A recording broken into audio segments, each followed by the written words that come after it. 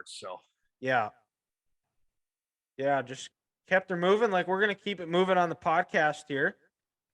We'll wrap up our college week 11 preview with Iowa 24, Wisconsin 10. And Grant, you called another good game. Did you are you still feeding Brian Ferentz crumbs? Yep. We're still feeding him Okay. crumbs. We kept the crust on the sandwich this week. Oh, wow. On the Wonder Bread. And since Well, what if he doesn't like the crust? Well, then he's not eating. Okay, well, Oh, so sorry. Then he can pick the crust off himself.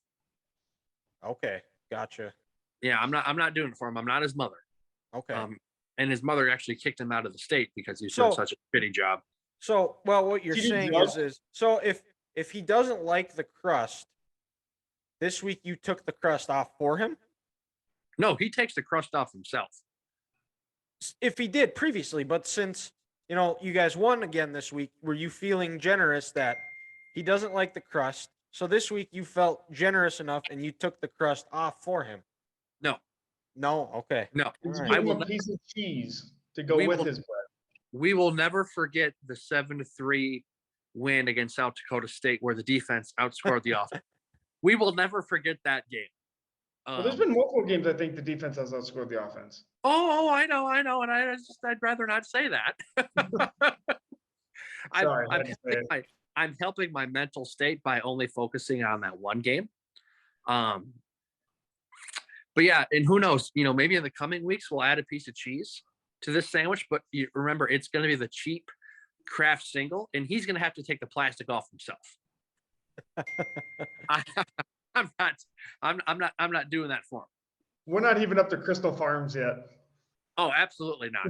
I mean, we're actually, you know what? It's not even Kraft cheese. It's your off-brand store, Target brand, Hy-Vee brand, Walmart fake cheese. It's the term "not good" comes to mind.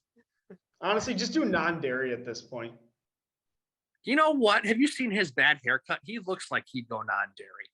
He's some tofu, non-dairy, gluten-free, non-binary bitch. Who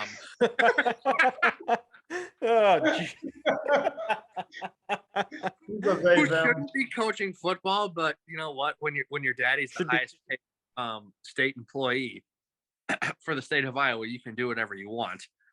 But yeah, no, it's funny, Dylan, because like I said last week, the team whose quarterback can complete close to 60% of his passes are going to win the game. And then Peters finished 13-24. And I'm like, I want to check this out because I was thinking 57, 58. That's 63. It was 60 on the nose. And I was like, well, son of a gun, we'll take it. And then, Graham merged the show about what could have been. He is just awful. He is terrible. He's broken. Oh yeah, he's been broken for about 12 years now, and I think Wisconsin should do him a favor and just dig him a grave and throw him in there because it's bad. That whole Wisconsin program is bad.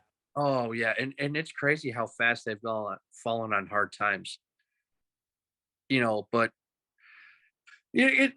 for Iowa's sake, again, you feel good. You're feeling better that they're turning the ship around, and they can gain some confidence here going towards the end of the year, and beating a team that they haven't beaten often. I mean, since 2015, this is only the third win against Wisconsin.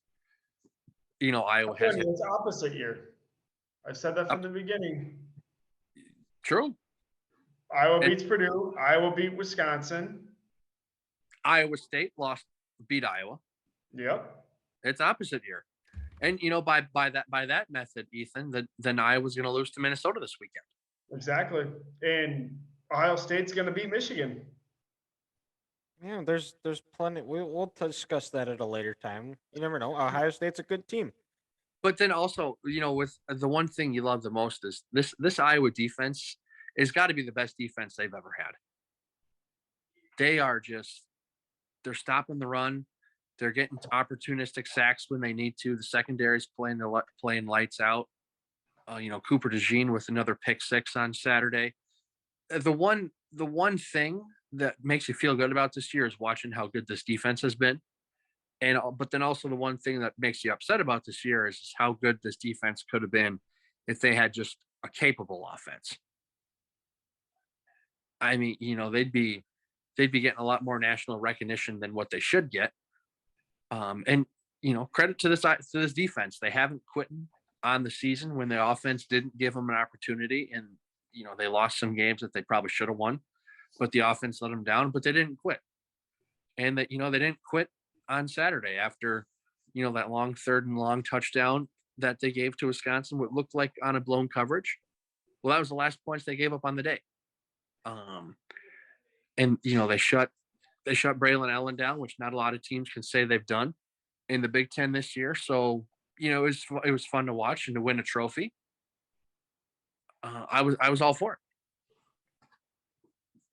Yeah, and it's shaken up that we have the Big Ten West has put themselves in quite the pretzel of scenarios of how many different teams could possibly be playing in Indy. I think right now it looks like Iowa is potentially in the driver's seat because they have the head-to-head over Purdue.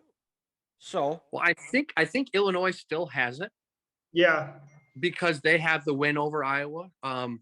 Dylan, Iowa, if they want to get in there, they need to win their next two, and they need Illinois to lose one. And if that one would be this Saturday against Michigan, because they're not going to lose to Northwestern. I don't know. If you've seen the way Illinois is playing, you can't really rule anything out. But yes, I don't know. I saw all 4 of Northwestern's quarterbacks play Saturday, and they are awful. Yeah, and that Illinois defense was never as good as their numbers said they were, but they are going to absolutely feast on Northwestern. So for Iowa's sake to get in there, the Illinois losses this weekend. Yes. I don't even know what the Gophers. I think they have to win out, and then I think Purdue has to lose again in order for them to. I think it's that, and then I think Illinois might have to lose one. Yeah, I think Illinois and Purdue have to lose one. Yeah, and they got to win. Yeah. And Purdue, I mean, God, they probably need to win out and have Iowa and Illinois lose. Probably. Something along those lines. Yeah, sounds about right. But I mean, the winner of the Big Ten West just has the opportunity to get their ass kicked again by Michigan or Ohio State this year. So they got that going for them. Mm-hmm. Another opportunity to get embarrassed on national TV. Sounds good to me.